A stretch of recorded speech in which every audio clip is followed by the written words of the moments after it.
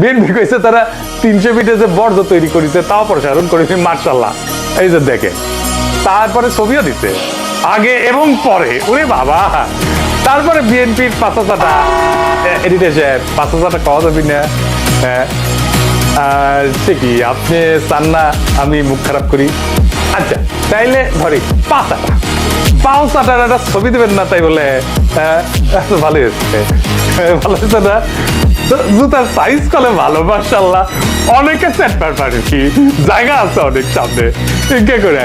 তো তারেক রহমানের ইনকে একটা জুতা কিনে দিয়ে বিএনপি কইছে পরিষ্কার করিছে, আর 15 লোক কইতেছে হাম্বা। ওরা ওই একই কথা। গণসংবর্ধনার পর 300 ফিট সড়কের বর্জ্য অপসারণ করলো ঢাকা উত্তর বিএনপি।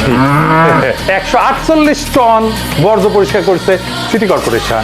কেমন ধাপ্পা দেয় দেখো।